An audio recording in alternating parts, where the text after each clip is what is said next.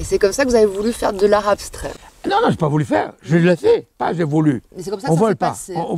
J'y suis. J'ai passé naturellement, d'une façon dégressive et de l'art figuratif, en faisant mi-cubisme, mi-futurisme, à ce qui est l'abstraction.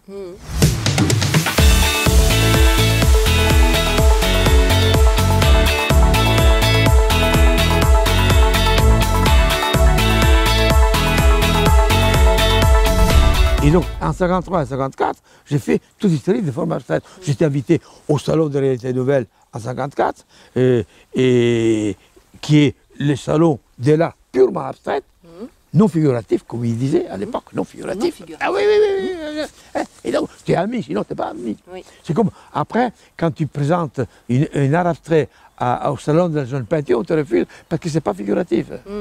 Quelques années après, bah, c'était plutôt politique que d'autres. Courant admis ou pas admis? Ah, c'est pas admis là, parce que tu ne peux pas comme ça. Bon, là, et alors je peux te dire que l'étoile de 53-54, ils font leur prix. Il y a une galerie qui expose en permanent, pas loin de l'hôtel Drouot, et recherchée en plus. Bon, ils ne font pas des grands prix, hein. C'est pas un génie, mais c'est de la bonne peinture qui se vend. Okay. Donc, c'est qui me reste. Et donc, à partir de là, bon, il y a eu 2-3 ans d'accalmie, des doutes, des machins, etc. Et puis à partir de 56-57, je me trouve dans un impasse. Que faire? Parce que ça arrive à tout le monde. Tu t'es lancé, tu fais des choses, et puis tu es essoufflé, et puis tu cherches ailleurs. Et ailleurs, ben, tu n'as rien. Tu as autre chose dans la tête, parce qu'il y a quelqu'un qui t'a écrasé dans le sens esthétique. Hein. C'était Mondrian, celui-là qui m'avait écrasé. Donc je ne fais plus rien. Et un bon matin, on me parle d'un sculpteur, un type fabuleux, il s'appelle Vanton Gerlo, qui je dois beaucoup à Vanton Gerlo dans le sens. Il m'a dit, je vais chez lui, et là, tout d'un coup, je vois un monde fantastique, des lignes, des colorés, des formes, des sculptures, tout était bref, tout était aéré. Et là, je dis, mais c'est lui qui a raison, c'est pas Mondrian. Mondrian, c'est magnifique, mais c'est pas toi. C'est pas toi. Et en 2-3 mois, je reprends et je suis complètement abstrait avec des pièces de grand. Et là, c'est totalement abstrait. Ah, c'est totalement abstrait, mais déjà l'informel total. Oui. Et puis bon, j'ai eu des problèmes que j'ai dit l'autre jour à mon fils. À l'école, j'étais inscrit à l'école de Beaux-Arts, pas pour aller aux Beaux-Arts, parce qu'il y avait la cantine, il fallait manger. Avec peu d'argent. Et donc, j'étais inscrit. Et un jour, je me répète, et un jour, pour aller à l'abstrait, je vais donc le prof, qui s'appelle Souverbi, qui est un type très bien, il m'a dit, mais vous venez tout le temps, mais je ne vous vois pas de travail. Je dis, mais attendez là, mais pourquoi tu viens ici? Il faut bien que je mange. Comment il faut que bien je mange? Mais oui, la cantine. Sinon, je ne suis pas inscrit. D'abord, le séjour, en France, parce qu'à l'époque, il y avait un séjour. Ah, à propos, je connais très bien Bruxelles. Vous savez pourquoi? Non. Parce que tous les 3 mois, j'étais obligé d'aller de la gare du Nord à la gare de Bruxelles pour avoir le tampon. Oui. Pour la résidence en France, à l'époque. Donc, quand on parle de résidence maintenant, ils me font rigoler, hein. Il faut bien rigoler, parce que nous aussi, on a subi. Oui, bon, il n'y avait pas encore l'Europe. Parce qu'il fait... Et donc, je connais bien Bruxelles, de 9h à 11h. De 9h à 10h30, j'étais à Bruxelles. J'ai changé de quai, j'ai pris le train, à 12h30, j'étais à Paris. D'accord. C'est comme ça que j'ai connu Bruxelles pendant 10 fois. Le matin. Bon, alors donc, pour arriver au stade de ce qu'on est en train de dire, c'est que c'est la peinture qui, arrivée au stade où elle était, elle te prend, elle te submerge. Et comme j'étais naturellement peintre, donc j'allais, bon ça a marché. Puis les temps passent, en 1958, j'ai eu un contrat avec une galerie, et donc ça, et je continue, je vends des visions, j'expose partout, ceci et cela. Bon, ça marche, il y a du beau et du mauvais, mais ça va, je suis bien intégré. Oui. Mais bah, ça n'a pas cassé. J'ai pas eu quelqu'un, une grosse galerie. Si, j'ai eu une grosse galerie, mais je l'ai perdue, en 1973. Les plus grosses galeries de Paris. Et ça, je veux le dire parce que ça vaut le coup. Pourquoi vous l'avez perdu cette galerie? Parce que, voilà, quand, en 1973, je suis à Genève, j'ai fait peinture de boîte. Et là, qu'est-ce qu'il y a? Il y a un monsieur qui rentre avec le critique qui m'est présenté. Il regarde, il était très étonné, il dit, Pas mal, pas mal. Ils voient que je fais tout, ils sentent, c'était mois d'août. Hein. Ils préparaient à cette époque-là, je me rappelle très bien, l'exposition comment il s'appelle, des tapies. Tapies, Oui. Barcelone, Barcelone. voilà, ok. Donc, et c'était son marchand. Mm. Ben, je ne savais pas qui c'était, hein, Oui. ce monsieur. Et donc, les critiques, il me présente, il dit, ah, c'est bon, c'est bon, c'est bon. Et puis, je lui explique ce que je vais faire. Il me dit, rien, ça va. 2 ans après, le critique, il vient, il me dit, tu sais, tu as perdu l'affaire de ta vie. Pourquoi? Elle dit, tu as raconté que tu vas vendre ton mètre carré. Il dit, il est malade. Il voulait te faire un contrat. Oui. C'était maigre, Oui. c'était long. Oui. La plus grosse galerie de Paris. Et je l'ai perdu. Et voilà. Bon, mais ça ne m'a pas empêché de continuer. Parce que ma trouée est plus importante que les longues. Oui. Ok. Bon, voilà. Donc, C'était le continue et je termine. Donc, je continue. Je fais partout. Je parcours, comme je disais tout à l'heure, etc. Donc, voilà, l'aventure de la peinture abstraite a duré exactement, disons réellement, sauf les 2 premières années, 53-54. Elle a commencé de 58 à 74. D'accord. Mais j'ai toujours peint, même dans des patates, comme mes peintures des dernières années. D'accord. Pour dire, vous voyez, je ne les critique pas, je n'abandonne pas ce monde-là. Donc j'ai toujours maintenu cette forme de respect à cette période. À propos, je ne réunis pas les époques. Ah, il y a une chose qu'il faut dire, il ne faut jamais renier. Ça, c'est mon point de vue. Hein. Oui, oui. Bon. Je déteste, pas je déteste, c'est une façon de dire. Je déteste personne d'ailleurs. Le monde est tellement beau pour détester quelqu'un, il faut être malade.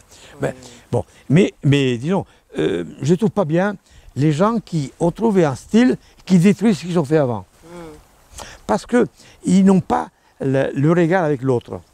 Moi, je trouve qu'il faut que les gens voient que ce qu'on a commencé en jeunesse, on ne le perd jamais. Il ne faut jamais oublier ça.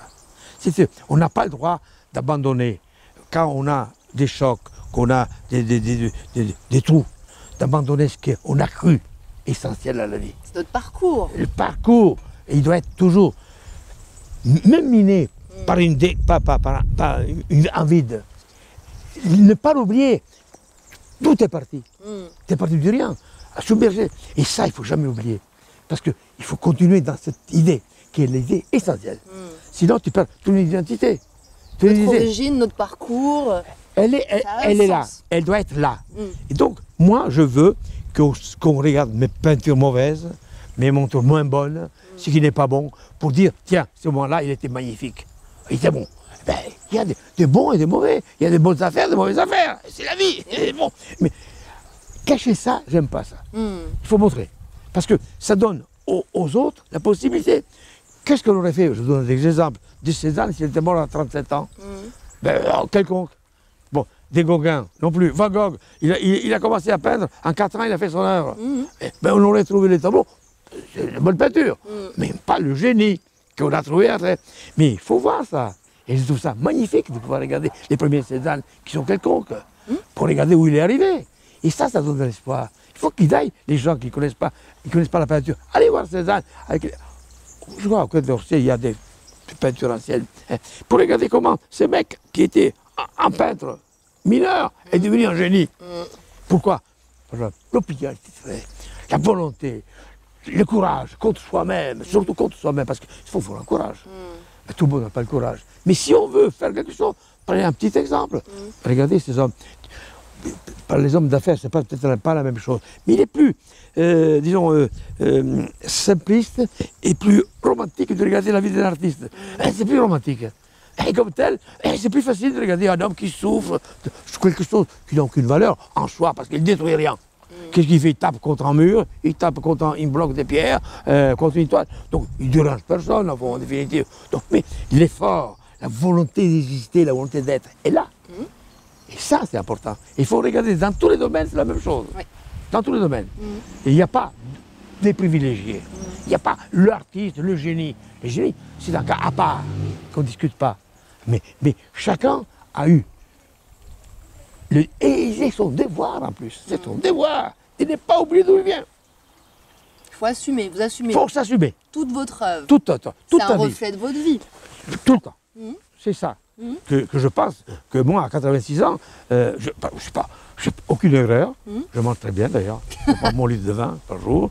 Mais bon, je ne suis pas reconnu alors. Par contre, alors, je pourrais venir au web. Non, le web. Le web.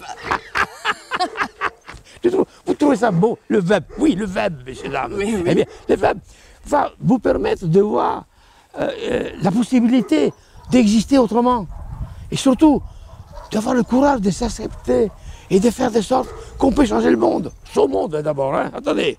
Son monde. Se changer soi d'abord. Son monde, hein. Après, si tu aides les autres, tant mieux. C'est ton devoir aussi. C'est ton devoir. Faut pas. Et quand tu laisses un beau message, tu le dois. Parce que tu es comparable aux autres et tu dois aux autres. Tu aimes bien ton frère et les autres sont tous des frères. Hein. Il n'y a pas de discrimination. C'est pas parce que tu es blanc, rouge ou noir. Hein. Non. Enfin, moi, je constate, heureusement, on est dans un siècle dans lequel on s'est distingué le blanc et le noir sans avoir des problèmes. Exactement. Eh bien oui, parce que quand même, hein, oui, oui, on a une chance. Eh oui. C'est magnifique. Donc, voilà mon message. Si je ne dis pas un message, disons, ma présence dans ces laps de temps que j'ai vécu, c'est donner cet exemple. C'est votre contribution. Je ne sais pas si c'est une contribution, ça, c'est pas moi de le dire. Moi j'ai fait les choses, elles sont, on n'a pas, on n'accapare pas, on prend pas. Mais chacun doit trouver, c'est pour ça que je suis d'accord de ne pas détruire le passé. Parce que le passé, c'est l'exemple de comment ne pas refaire et perdre du temps. Mais c'est un exemple aussi de conduite, mais dans un autre monde. La conduite, c'est toujours la même, mais dans une autre façon d'être, une autre façon de faire. Tirer les leçons aussi. Les leçons, par soi-même. Mais ça, c'est l'opiniâtreté, c'est l'honnêteté de choix. De reconnaître qu'on était faux, qu'on était des cons, qu'on était intelligents, qu'on était... Dans tous les attributs, l'excellence négative ou positive, il faut les assumer. Exact. Il faut s'assumer qu'on est des idiots, eh bien on est des idiots. Et on peut vivre comme des idiots. Tu ne peux pas comme mettre des bombes parce que tu es un idiot, là. Si on en a conscience. Oh, évidemment. Et là, la conscience, c'est une autre histoire. Oui. Oui. Mais voilà de comment je pense et comment je fais.